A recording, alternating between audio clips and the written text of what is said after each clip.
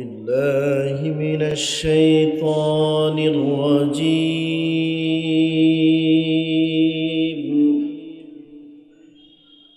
بسم الله الرحمن الرحيم.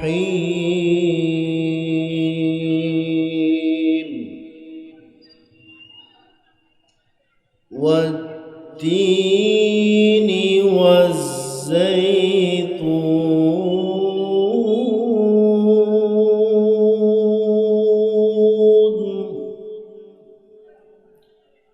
وطور سينين وهذا البلد الأمين.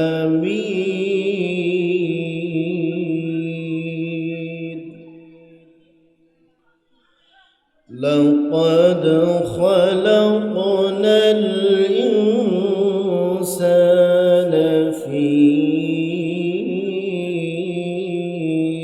أحسن تقويم.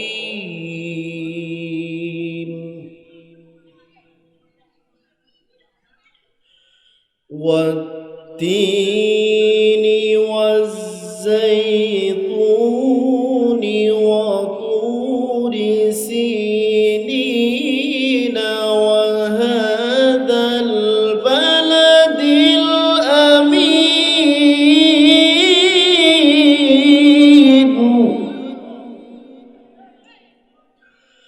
لقد خلقنا الإنسان في أحسن تقويم.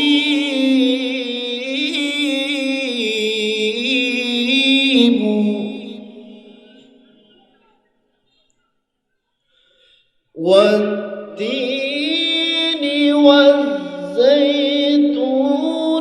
وطور سينين وهذا البلد الأمين.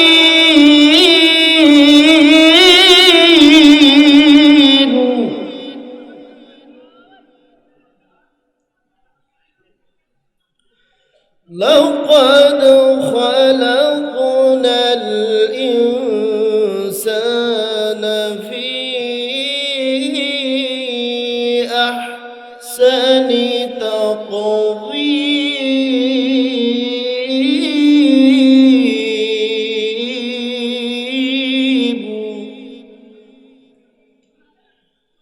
ثم رددناه أسفل سافلين.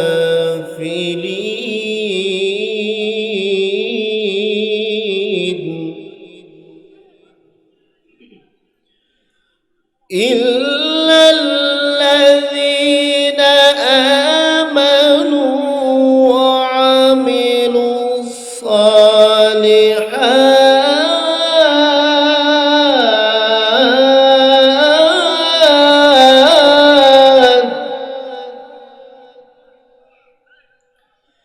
إلا الذين آمنوا وعملوا الصالحات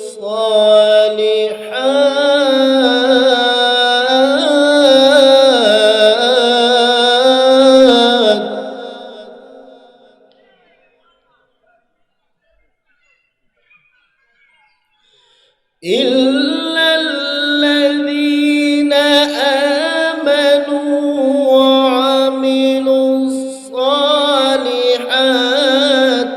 فلهم أجر غير ممنون.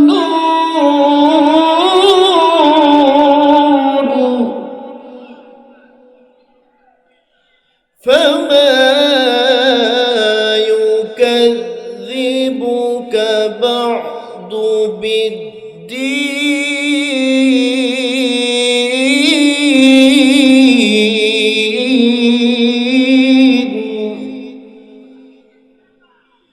فما يكذبك بعد بالدين.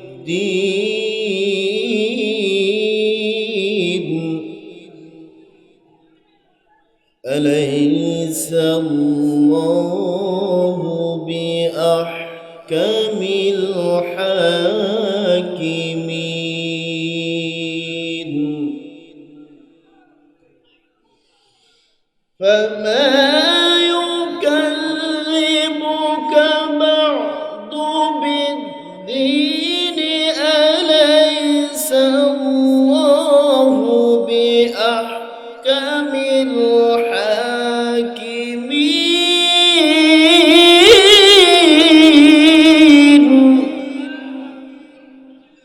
ফামা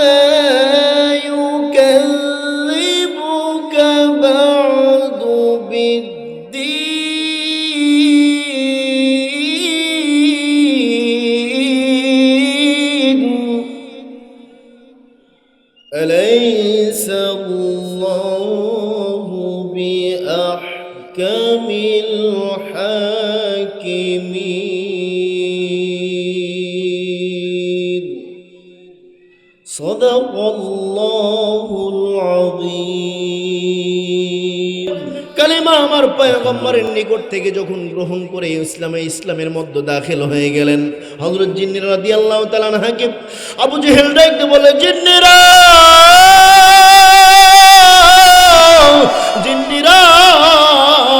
কালেমা ছেড়ে দে কালেমা ছেড়ে দে এইবার আবু জেহেলকে হযরত জিন্নিরা রাদিয়াল্লাহু তাআলা আনহা ডাকতে বলতেছেন রে আবু জেহেল আমার জীবন চলে যেতে পারে রে কিন্তু আমি জিন্নিরা কালেমার ছায়াতলে থেকে সরে আসতে পারবো না মুসলমান ভাইরা রে আমার দেখেন না ইমানের জজবা কত বেশি দেখেন রে বাজান রে আমার আবু জেহেল ডাকতে বলতেছে জিন্নিরা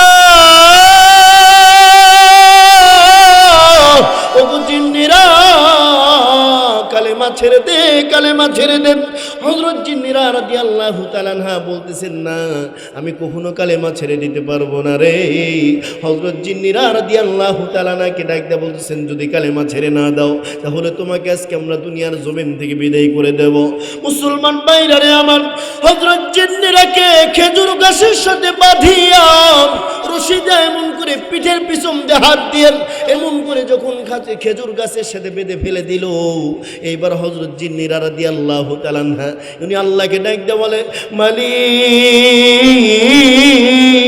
ওগো রব্বে কাবা তোমার দিন কি মানার জন্য গো আল্লাহ তোমার পয়গম্বরে আজমত মোহাব্বত ভিতরে ঢুকানোর জন্য রে আল্লাহ আজকে আমাকে বেঈমানগুলো যেই শাস্তি দেয় এই শাস্তি আমি ভোগ করতে রাজি কিন্তু আমি কালেমার পথ থেকে সরে দাঁড়াতে রাজি নাই মুসলমান ভাইরা রে আমার আবু জেহেল কি করলো হযরত জিন্নিরাকে ডাকতে বলে জিন্নিরা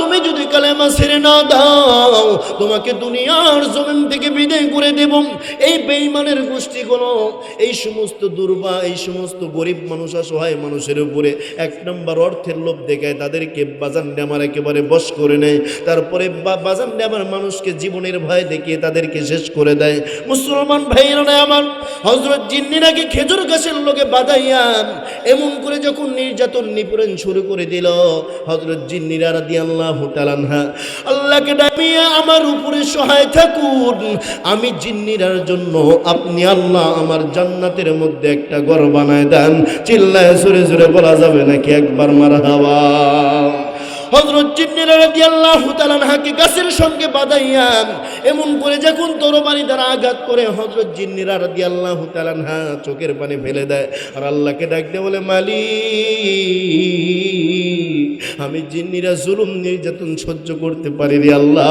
তোমার রহমত থেকে আমাকে বঞ্চিত করিও না রে আল্লাহ মুসলমান ভাইরা রে আমার সর্বোপরি কথা হলো শেষ করে নেই হযরত জিন্নিরা রাদিয়াল্লাহু তাআলা আনহাকে এই যে গর্দানের পিছন দিক থেকে নিজা তরবারি ধারলো তরবারি দ্বারা এমন করে বাজান দিয়ে আমার চামড়াগুলো তাজা শরীর থেকে চামড়াগুলো এমন করে কাটার পর হাতে ধরে এমন করে টান দেয়া ধরতে ধরতে ঘাড়ের পিছন দিক থেকে গর্দানের পিছন দিক থেকে হযরত জিন্নিরার পিঠের চামড়াগুলো এমন করে টান দিয়ে খুলে দেয় হযরত জিন্নিরা আল্লাহকে ডাকতে বলে মালিক রে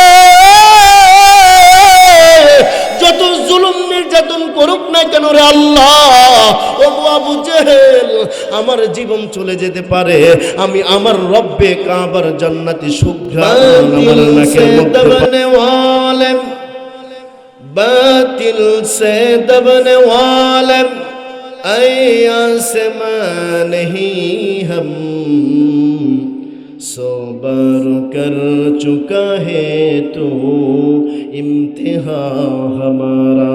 अल्लाहु अकबर বলে। বাতিলদের সাথে পরীক্ষা দিতে দিতে এই অধ্যবধি পর্যন্ত আমরা এসে পৌঁছেছি, কথা বলেন ঠিক কিনা?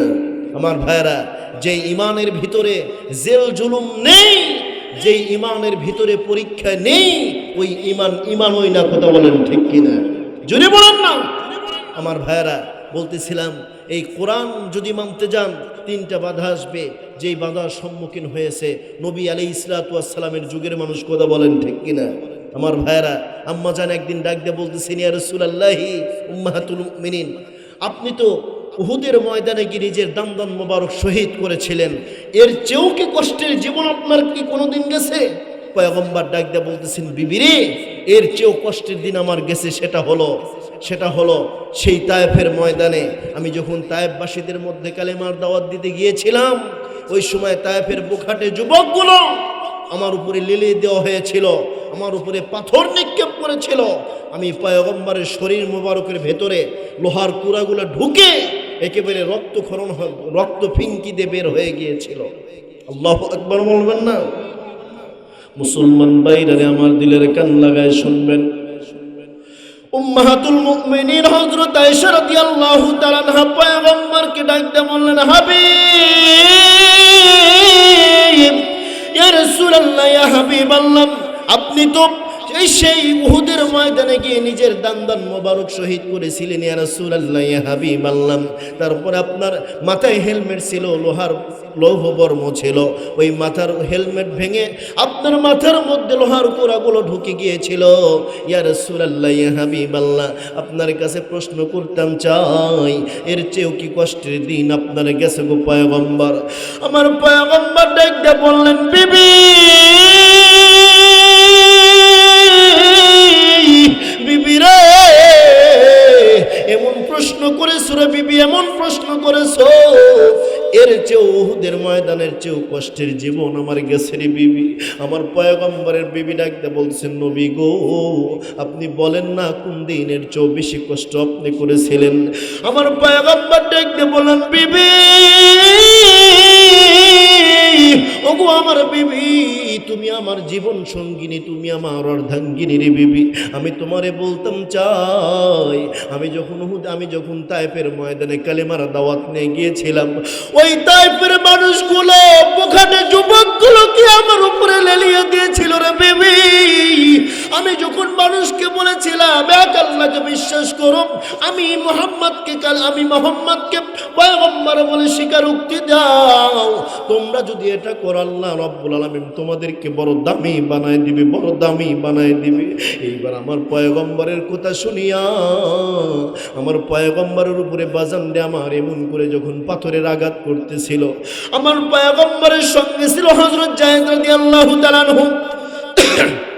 হযরত যায়েদ রাদিয়াল্লাহু তাআলা আনহু উনি পয়গম্বরকে যখন বাজান দে আমার একেবারে পাথরগুলো নিক্ষেপ করতে থাকে, আমার পয়গম্বরের শরীর দিয়ে রক্ত ফিঙ্কি দিয়ে বের হয়ে যায়। হযরত যায়েদ রাদিয়াল্লাহু তাআলা আনহু আমার পয়গম্বরকে এমন করে জড়িয়ে আনজাদে এমন করে জড়িয়ে ধরে রয়েছেন। আমার পয়গম্বরের এই সাহাবী হযরত যায়েদ রাদিয়াল্লাহু তাআলা আনহু এমন করে বলেন, বাজান দে আমার, ওগো পৃথিবীর মানুষ, আমার পয়গম্বরকে যখন তায়েফ পাশে কোন আমার পয়গম্বরকে পাথরগুলো ছুঁড়ে মেরেন, আমি যায়েদ ওই সময় লক্ষ্য করতাম আমার পয়গম্বরের কোন দিক থেকে কোন বেঈমান যেন পাথরগুলো এমন করে ফিঙ্গি দিয়ে ফেলে দেয়। আমি যায়েদ ওই দিকে দিয়ে আমার পিঠটা এমন করে আমার নবীজির দিকে পেতে দিতাম। হযরত যায়েদ রাদিয়াল্লাহু তাআলা আনহু এক পর্যায়ে যখন রক্তক্ষরণ হয়ে দুনিয়ার জমিনে লুটে পড়লেন, হযরত জিবরাইল আলাইহিস সালাতু ওয়াস সালাম ফানাজালা জিবরিল আমিন, হযরত জিবরাইল আলাইহিস সালাতু ওয়াস সালাম দুনিয়ার জমিনে পদার্পণ করলেন। আমার নবীকে ডাক দিয়ে বললেন, হাবিব, ইয়া রাসূলুল্লাহ, ইয়া হাবিবাল্লাহ, ওই যে তায়েফবাসীগণ আপনার উপরে যে নির্যাতন, জুলুম, নির্যাতনের স্টিম রুলার চালু করে দিয়েছে ইয়া রাসূলুল্লাহ, আল্লাহ রাব্বুল আলামিন বলে দিয়েছেন, ওগো জিবরাইল, আমার পয়গম্বরকে জানায় দাও, আমার পয়গম্বরকে সুন্দর করে জানিয়ে দাও, আমার পয়গম্বরের শরীরের রক্ত যারা ঝরিয়েছে, আমি আল্লাহ রাব্বুল আলামিন এটা বরদাস্ত করতে পারি না। ওগো জিবরাইল, আমার পয়গম্বরকে জানায় দাও, আমি আল্লাহ আমার পয়গম্বরের শরীরের রক্ত মোবারক সহ্য করতে পারি না। আমি আল্লাহ বলে দিলাম, ওই তায়েফবাসীদেরকে একেবারে দুই পাহাড়ের চিপায় ফেলে একেবারে দুনিয়ার জমিন থেকে ধ্বংস করে দেব। আমার নবী হযরত জিবরাইলকে ডাকতে বলে, জিবরাইল,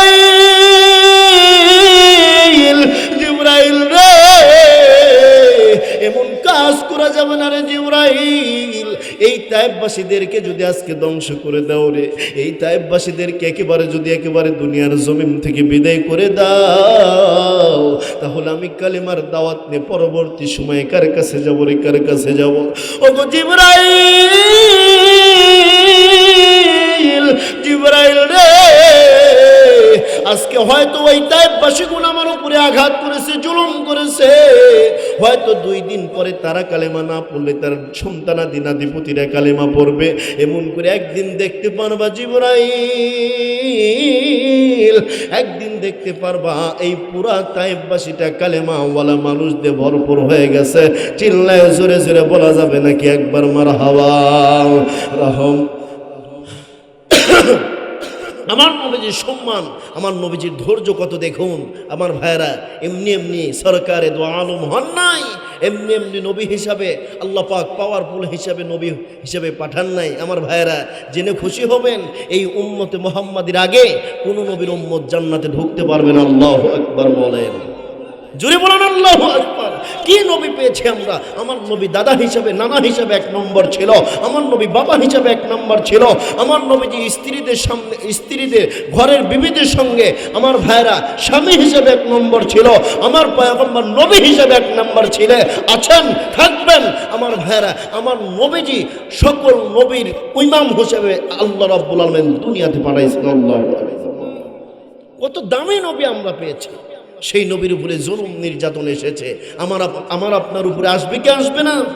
যদি বলেন, আমরা 2 চোখে দেখেছি বড় বড় আল্লাহওয়ালাদেরকে জেলখানায় ঢুকে জুলুম, নির্যাতনের স্টিম রুলার চালু করে তাদেরকে দুনিয়ার জমিন থেকে বিদায় করে দেওয়া হয়।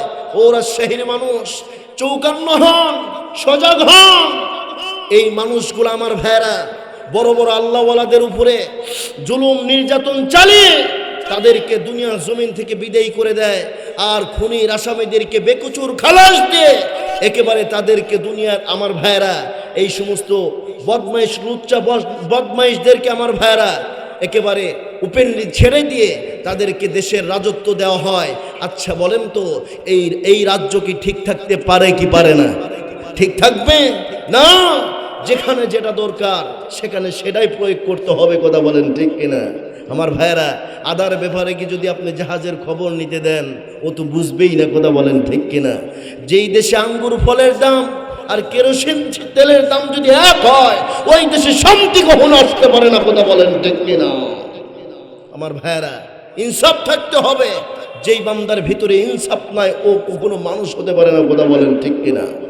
সেই সাহাবায়ে কেরাম রাদিয়াল্লাহু আজমাইনদেরকে জুলুম করেছে আবু জেহেল। বদরের প্রান্তরে সমস্ত বড় বড় কাট্টা কাফেরগুলোকে এক জায়গায় করেছে, করে বলে সমস্ত কাফেররা বলে, আবু জেহেল, যেই মানুষটার বিরুদ্ধে আমরা যুদ্ধ ঘোষণা করেছি, এই মানুষটা আসলে মানুষ হিসাবে কেমন? ওই সময় আবু জেহেল বলেছিল, ওগো কাফের বেঈমানের দলেরা, আসমানের নিচে জমিনের উপরে মুহাম্মদ বিন আব্দুল্লাহর মতো ভালো মানুষ আমি একটাও দেখিনি। আল্লাহু আকবার। ওই সময় সমস্ত কাফের বলেছিল, তাহলে যুদ্ধ করতে আসলি কেন? বলে, কারণ একটাই, ক্ষমতার লোভ চলে যাবে, কথা বলেন ঠিক কিনা? এই ক্ষমতার দোহাই দেখিয়ে যারা দ্বীনের উপরে বারবার আঘাত এনেছ, তোদের বিচার একদিন হবে, কথা বলেন ঠিক কিনা? কোরআনের বিরোধিতা যারাই করেছে তারাই ধ্বংস হয়েছে। ফেরাউন টিকতে পারে নাই, নমরুদ টিকতে পারে নাই, যুগে যুগে জালেমরা টিকতে পারে নাই, তোরাও টিকতে পারবি না। কথা বলেন ঠিক কিনা? বাতিল কখনো টিকতে পারবে না, কোরআনের বিজয় হবে। এই কথা বলেন ঠিক কিনা আমার ভাইয়েরা? এবার আসুন একটা দৃষ্টান্ত দেই। একজন এমনকি কোনো মেয়েও যদি ওই সময় মেয়ে মানুষ যদি কালেমা পড়তো, তাদের উপরে জুলুম নির্যাতন করতো। নাউজুবিল্লাহ বলবেন না?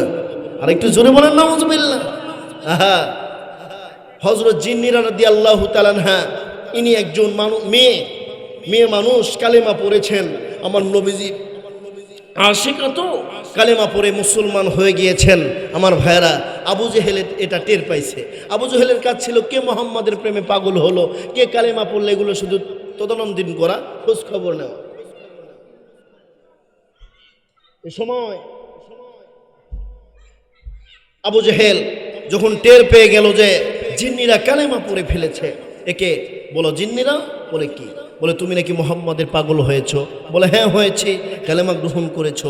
হ্যাঁ করেছি। তাহলে কালেমা ছেড়ে দাও। বলে কেন? বলে কালেমা ছেড়ে দাও, না হলে তোমাকে দুনিয়া থেকে বিদায় করে দেব, একেবারে শেষ করে দেব। ওই সময় জিন্নিরা ডাক দিয়ে বলছেন, ও আবু জেহেল, যেই ব্যক্তি মোহাম্মদের কালেমার ট্যাবলেট একবারে ভেতরে ঢোকায়, তার জীবন দিতে রাজি, কালেমা ছেড়ে দিতে রাজি নেই। কথা বলেন ঠিক কিনা? মুসলমান ভাইরা আমার দিলের কান লাগায় শুনবেন। হযরত জিন্নিরা রাদিয়াল্লাহু তাআলা আনহা একজন মেয়ে মানুষ ছিলেন। বাজানটা আমার কালেমা যখন পড়ে ফেললেন, কালেমা আমার পয়গম্বরের নিকট থেকে যখন গ্রহণ করে ইসলামের মধ্যে দাখিল হয়ে গেলেন, হযরত জিন্নিরা রাদিয়াল্লাহু তাআলা আনহাকে আবু জেহেল ডাকতে বলে, জিন্নিরা, জিন্নিরা কালেমা ছেড়ে দে, কালেমা ছেড়ে দে। এইবার আবু জেহেলকে হযরত জিন্নিরা রাদিয়াল্লাহু তাআলা আনহা ডাকতে বলতেছেন, রে আবু জেহেল, আমার জীবন চলে যেতে পারে রে, কিন্তু আমি জিন্নিরা কালেমার ছায়াতলে থেকে সরে আসতে পারবো না। মুসলমান ভাইরা রে আমার, দেখেন না ইমানের জজবা কত বেশি, দেখেন রে বাজান রে আমার। আবু জেহেল ডাকতে বলতেছে, জিন্নিরা, ওগো জিন্নিরা, কালেমা ছেড়ে দে, কালেমা ছেড়ে দে। হযরত জিন্নিরা রাদিয়াল্লাহু তাআলা আনহা বলতেছেন, না, আমি কখনো কালেমা ছেড়ে দিতে পারবো না রে। হযরত জিন্নিরা রাদিয়াল্লাহু তাআলা আনহাকে ডাকতে বলতেছেন, যদি কালেমা ছেড়ে না দাও, তাহলে তোমাকে আজকে আমরা দুনিয়ার জমিন থেকে বিদায় করে দেব।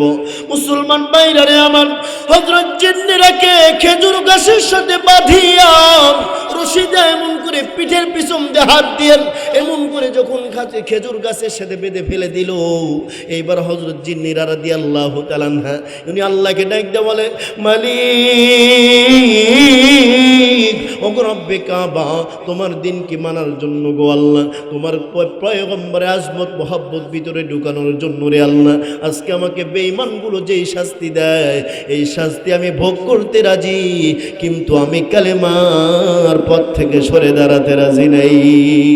মুসলমান ভাইরা রে আমার, আবু জেহেল কি করল? হযরত জিন্নিরাকে ডাকতে বলে, জিন্নিরা, তুমি যদি কালেমা ছেড়ে না দাও, তোমাকে দুনিয়ার জমিন থেকে বিদায় করে দেব।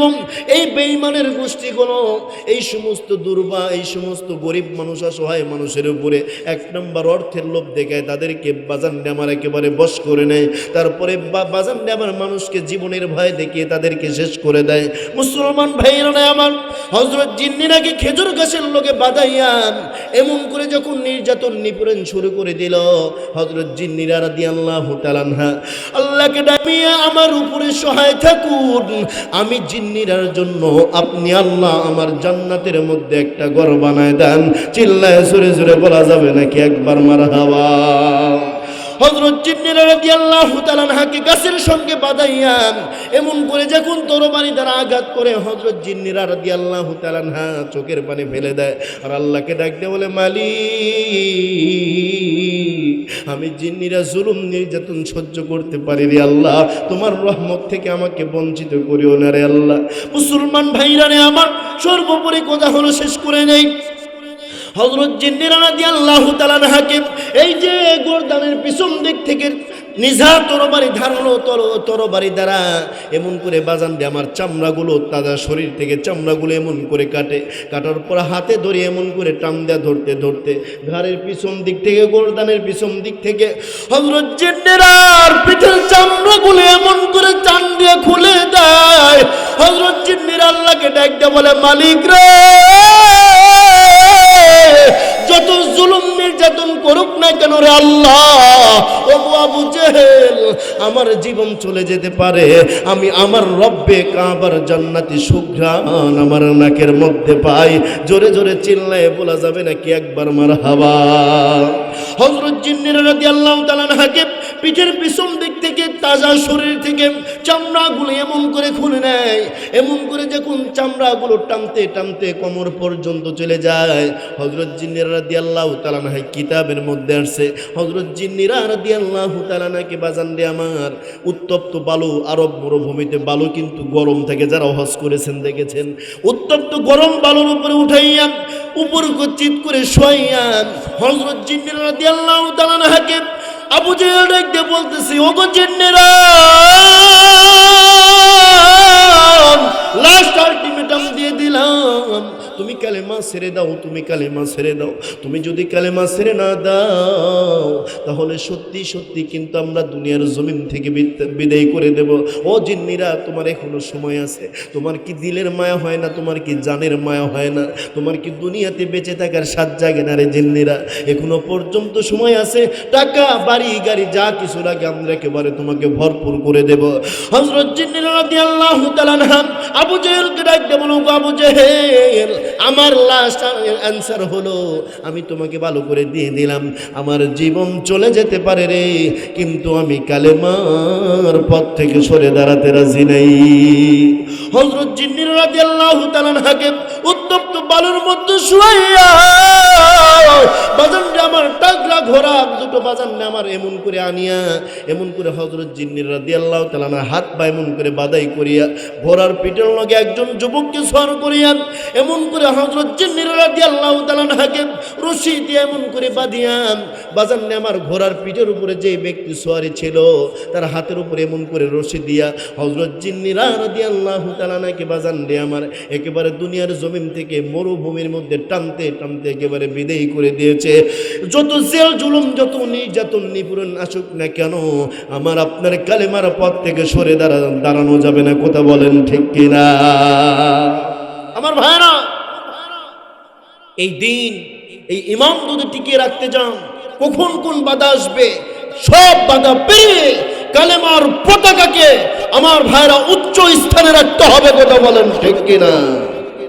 এবার আসুন আমার ভাইরা, এটা গেল 4 নম্বর গুণ। এবার আসুন আল্লাহ রাব্বুল আলামিন 5 নম্বর মুত্তাকি হওয়ার জন্য 5 নম্বর গুণ আল্লাহ বলেন, ওয়াবিল আখিরাতি হুম ইউকিনুন।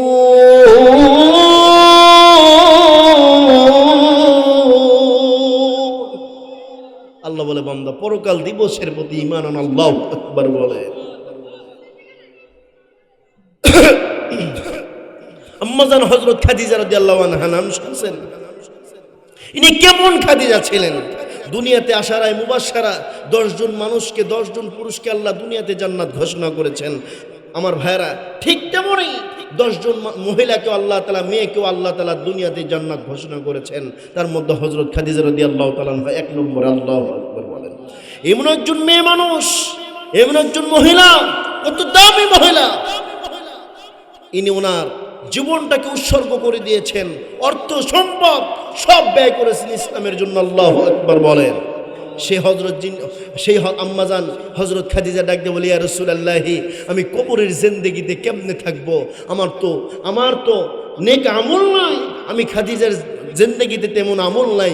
ইয়া রাসূলুল্লাহি, আমি খাদিজার জিন্দেগিতে আমল নাই, আমি ওই কবরে কেমনে থাকবো? ইয়া রাসূলুল্লাহ, আপনারে কয়েকটা ওসিহত করতে চাই, যাতে করে এই ওসিহতগুলো আপনি মানবেন। আমার পয়গম্বর ডাক দিয়ে বলে, বিবি রে, তোমার এই কথাগুলো আমি মানবো, বলো। মুসলমান বাইরে আমার দিলের কান লাগায় শুনবেন। পয়গম্বর ডাক দিয়ে বললেন, বিবি,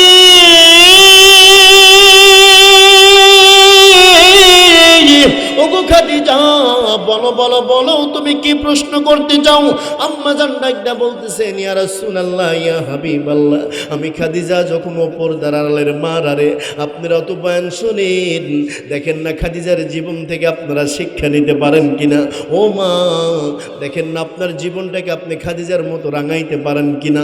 ও গো মা, আপনি দিনের পথে এসে দিন মেনে একজন বাজান নে আমার আম্মাজান খাদিজার গুণে গুণান্বিত হতে পারেন কিনা? পয়গম্বরের বিবি ডাকতে বলে, হাবিব, ইয়া রাসূলুল্লাহ, ইয়া হাবিবাল্লাহ, আপনারা যে প্রশ্ন করতে চাই, আপনার এক নাম্বার প্রশ্ন করতে চাই গো পয়গম্বর, আমি খাদিজা যখন দুনিয়ার জমিন থেকে চলে যাব, আমি খাদিজার জিন্দেগিতে তেমন কোনো আমল নাই গো ইয়া রাসূলুল্লাহ। মুসলমান ভাইরা আমার, ইয়া রাসূলুল্লাহ, ইয়া হাবিবাল্লাহ, আমার জিন্দেগিতে তেমন কোনো আমল নাই। আমি খাদিজা যখন দুনিয়ার জমিন থেকে মারা যাব, আমাকে যখন আপনি কবর দিয়ে দেবেন, আপনার শরীরের জুব্বা মোবারক দিয়ে আমি খাদিজাকে কাফনের কাপড় স্বরূপ দিয়ে দিবেন। পয়গম্বর ডাকতে বললেন, বিবি, ওগো আমার বিবি রে, তোমার এই কথাটা আমি মেনে নিয়েছি রে বিবি। আম্মা জান ডাকতে বলে, রাসূলুল্লাহ, ইয়া হাবিবাল্লাহ, নবী আমার। আর তারপরে আরো কয়েকটা প্রশ্ন করতাম চাই। আমার পয়গম্বর ডাকতে বললেন, রে বিবি, বলো বলো বলো।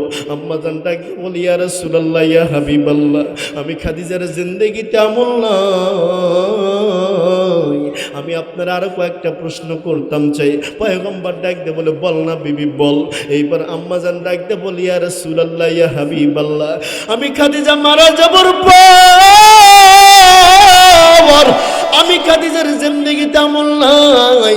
আমি খাদিজা যখন মারা যাব, ওই আমার জানাজার নামাজের ইমামতি আপনি পয়গম্বর নিজে করবেন। আল্লাহু আকবার বলেন। ইয়া রাসূলুল্লাহ, ইয়া হাবিবাল্লাহ, আরো কয়েকটা প্রশ্ন করতাম চাই গো হাবিব,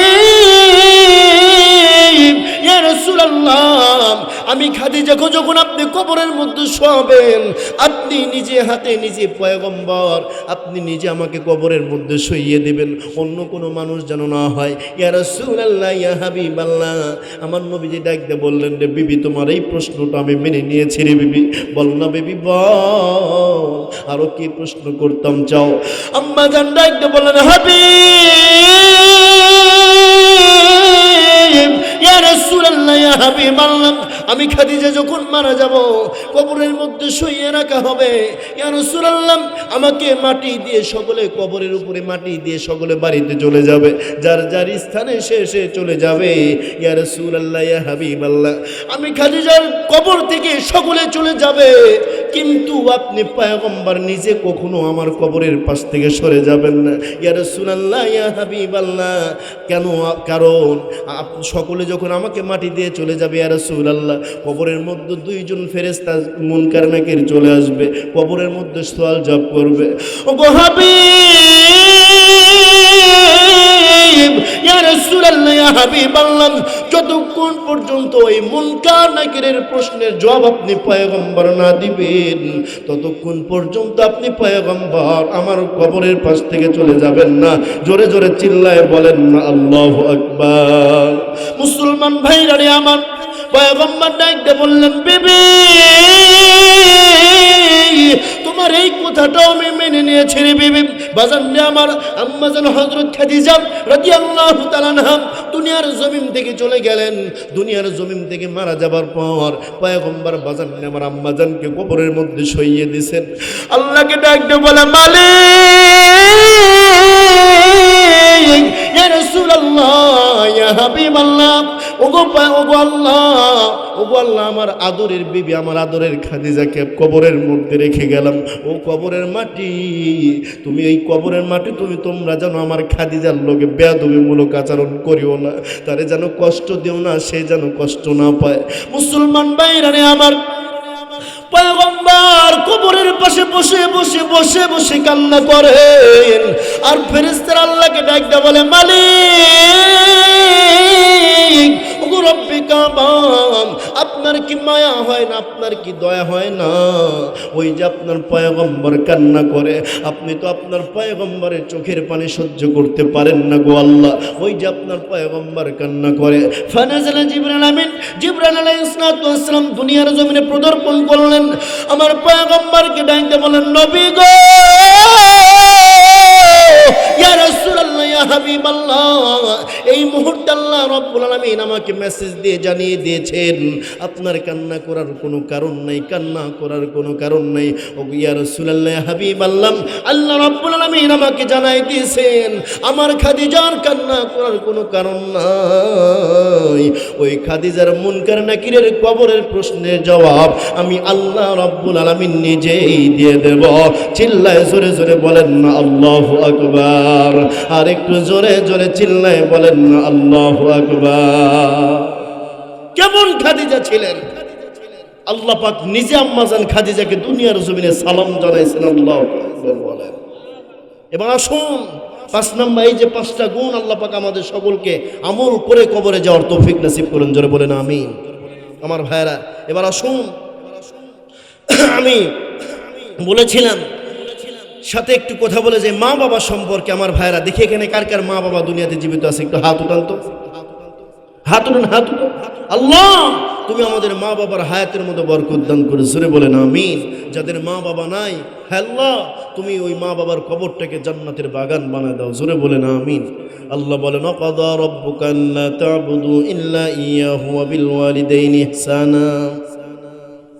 ও বান্দা, আমি আল্লাহর ইবাদত করার পর পরেই তোমরা তোমাদের মা বাবার খেদমত করো। আল্লাহু আকবার বলে।